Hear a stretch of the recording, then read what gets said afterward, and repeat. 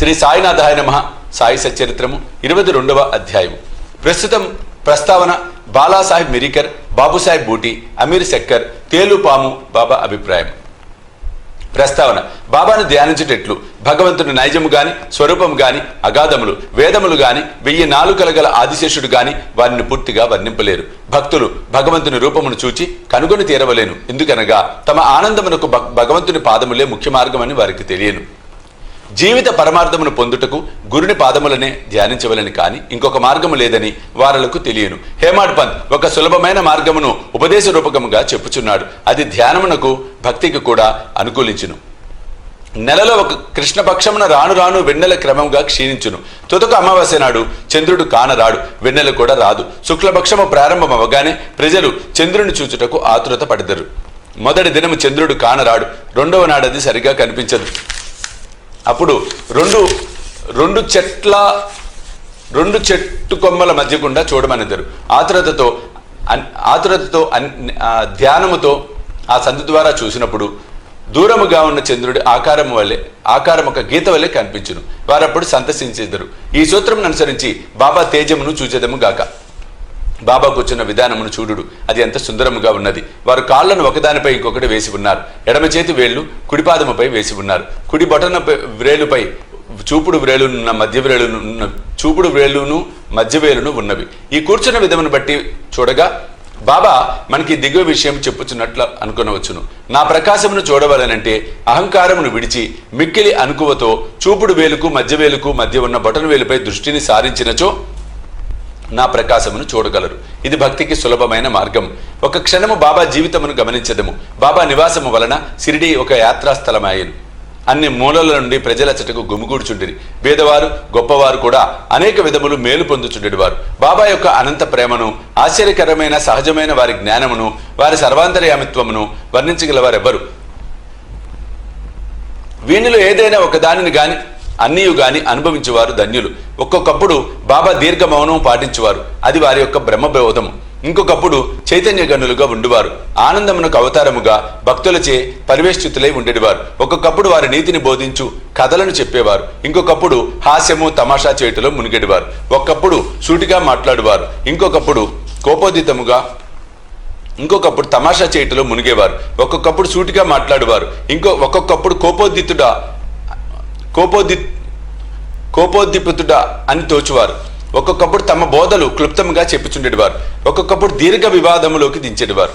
అనేక సార్లు ఉన్నతున్నట్లు మాట్లాడేవారు. ఈ ప్రకారం సందర్భానుసారములను బట్టి బోధనలు అనేక విధములుగా అనేక మందికి కలుగుచుండేది. వారి జీవితం అగోచరమైనది. అది మన మేధాశక్తికి, భాషకు అందుబాటులో ఉండేది కాదు. వారి ముఖార విందమును చూచుటేందు ఆసక్తి గాని, వారితో సంభాషించుటేందు గాని, వారి లీలలు వినుటేందు గాని తనివి తీరేది కాదు. అయినప్పటికీ సంతోషంతో ఉప్పొంగుచుండేది వారము. వర్ష బిందువులను లెక్కించగలము, తోలు సంచిలో గాలిని మోయగలము. కాని బాబా లీలలను లెక్కించలేం. వానిలో ఒక్కదానిని గురించి చెప్పెదము. భక్తుల ఆపదలను కనుగొని భక్తులను వారి బారి నుండి సకాలమున బాబా ఎట్లు తప్పించుచుండెనో ఇచ్చట చెప్పెదము. బాలాసాహెబ్ మిరికర్ సర్దార్ కాకాసాహెబ్ మిరికర్ కొడుకకు బాలాసాహెబ్ మిరికర్ కోపర్గాంకు మామల్దార్గా ఉండెను. అతను ఒకనాడు చితిలి గ్రామ పర్యటనకు పోవుచుండెను. మార్గ మధ్యమున బాబాను చూచుటకు షిరిడీ వచ్చెను. మసీదుకు పోయి బాబాకు నమస్కరించెను. బాబా అతని యోగ క్షేమములను అడిగి జాగ్రత్తగా ఉండవలెనని హెచ్చరిక చేయుచు ఇట్లనెను: నీకు మన ద్వారకామాయి తెలియనా? బాలాసాహెబ్ నాకు ఆ ప్రశ్న బోధపడకపోవడుచే ఊరుకుండెను. నీవిప్పుడు కూర్చున్నదే ద్వారకామాయి. ఎవరైతే ఆమె ఒడిలో కూర్చున్నదరో వారిని ఆమె కష్టముల నుండి, ఆతురతల నుండి తప్పించును. ఈ మసీదు తల్లి చాలా దయార్ద్ర హృదయురాలు. ఆమె నిరాడంబర భక్తులకు తల్లి. వారిని ఆపదల నుండి తప్పించును. ఆమె ఒడిని ఆశ్రయించిన వారి కష్టములన్నీ సమసిపోవును. ఎవరామె నీడ ఆశ్రయించెదరో వారికి ఆనందము కలుగును అనెను. పిమ్మట బాలాసాహెబ్కు ఊది ప్రసాదం ఇచ్చి వాని శిరస్సుపై చేయి వేసెను. బాలాసాహెబ్ పోవుచుండగా బాబా, నీకా పొడువాటి వ్యక్తి తెలియనా? అదే సర్పము అనెను. బాబా తమ ఎడమ చేతిని మూసి దానిని కుడి చేతి వద్దకు తెచ్చి పాము పడగవలే నుంచి, అతడు మిక్కిలి భయంకరమైన వాడు. కాని ద్వారకామాయి బిడ్డలను అతడేమి చెయ్యగలడు? ద్వారకామాయి కాపాడుచుండగా పాము ఏమీ చెయ్యలేదులే అనెను.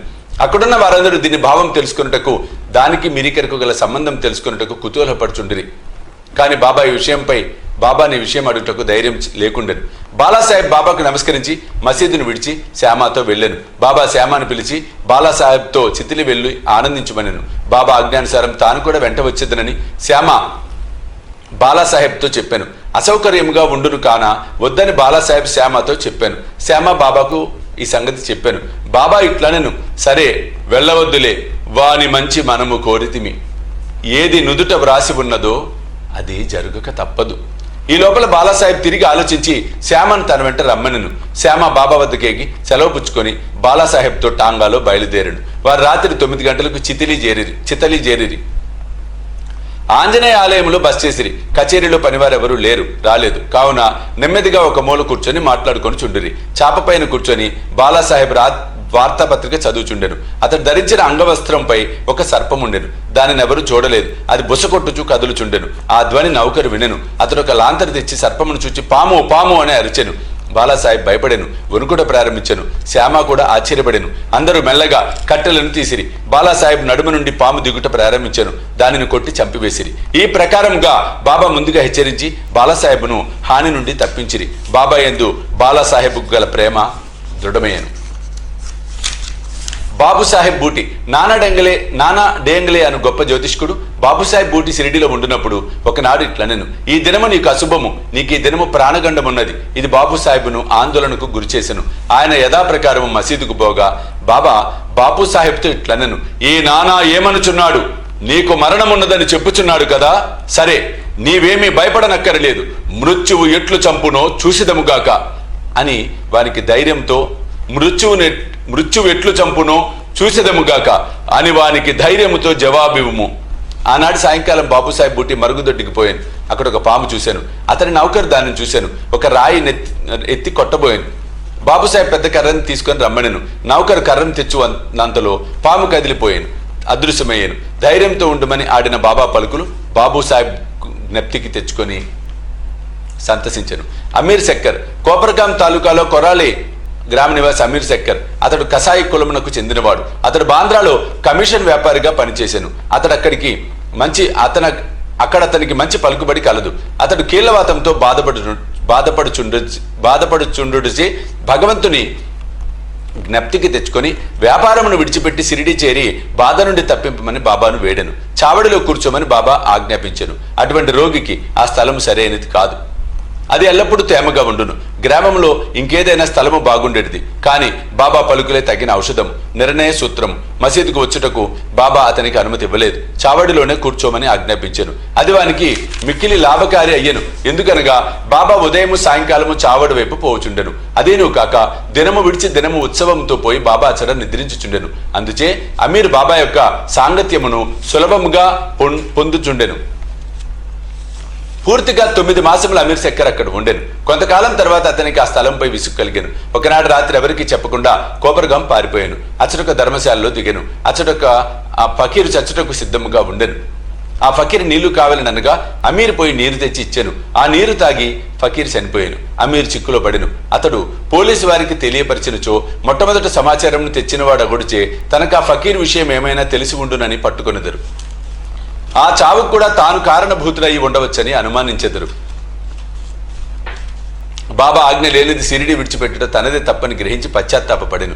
షిరిడి పోవ నిశ్చయించుకొని ఆ రాత్రికి రాత్రే అచ్చట నుండి షిరిడి పోయాను. మార్గ మధ్యమున బాబా నామమును జపమును చేయుచుండెను. సూర్యోదయమునకు ముందే షిరిడి చేరి ఆతురత నుండి తప్పించుకొనెను.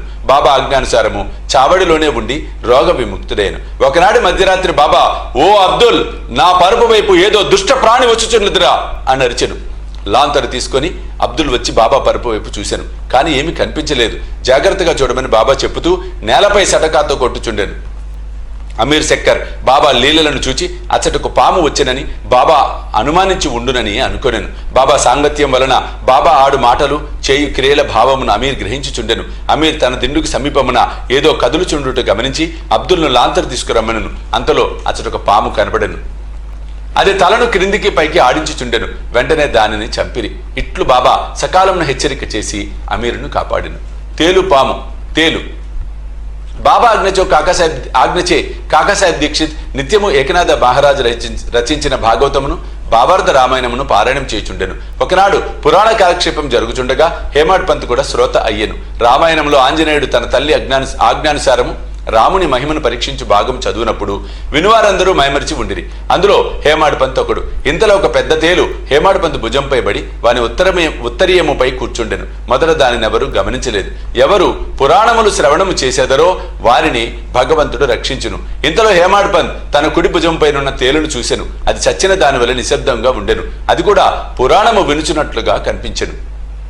భగవంతుని కటాక్షమును స్మరించి పురాణ శ్రవణములో ఉన్న ఇతరులకు భంగము కలుగజేయకుండా ఉత్తరీయము 2 చివరల్లో పట్టుకొని దానిలో తేలును ఉండునట్లు చేసి బయటకు వచ్చి ఆ తేలును తోటలో పారవేసెను. పాము. ఇంకొకప్పుడు సాయంకాలం కాకాసాహెబ్ మేడ మీద కొందరు కూర్చొని ఉండిరి. ఒక సర్పము కిటికీలో ఉన్న చిన్న రంధ్రముల ద్వారా దూరి చుట్టుకొని కూర్చొనెను. దీపము తెచ్చిరి. మొదట అది వెలుతురుకు తడబడెను. అయినప్పటికీ అది నెమ్మదిగా కూర్చొనెను. తల మాత్రము కిందకు మీదకు ఆడించుచుండెను. అనేక మంది బడితలు కర్రలు తీసుకుని వేగముగా వచ్చిరి. అది ఎటు కాని స్థలములో ఉండుటచే దానిని చంపలేకపోయేది. మనుషుల శబ్దమును విని ఆ సర్పం వచ్చిన రంధ్రములోనికి గబగబా దూరెను. అందరూ ఆపద నుండి తప్పించుకొనిది.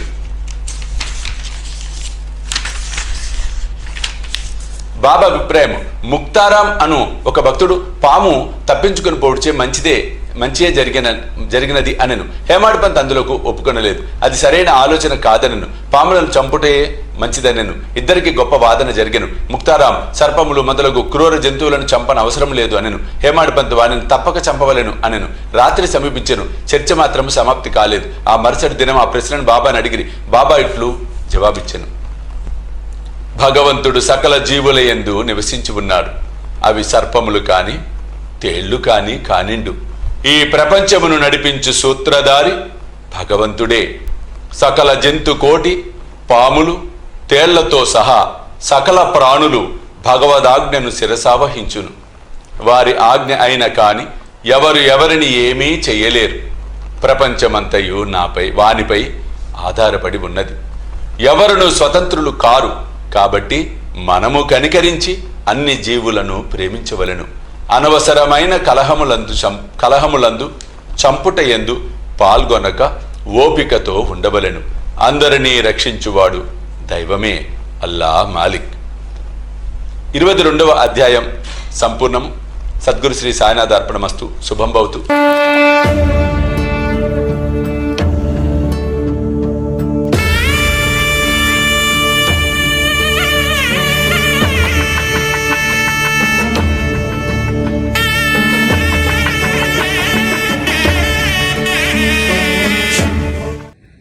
సాయి దివ్య రక్షా కవచ యంత్రానికి స్వర్ణ కవచం, స్వర్ణ తాపడం మనం చేయించబోతూ ఉన్నాం. ఆ సముద్రంలో బాబా రత్న ఖచ్చిత సింహాసనంలో కూర్చున్న అధ్యాయం నిజంగా ఒక అపురూప ఘట్టం. ఆ ఘట్టాన్ని మన మాన్సింహ సంస్థలో ఆవిష్కరించబోతున్నాం. అత్యంత అద్భుతంగా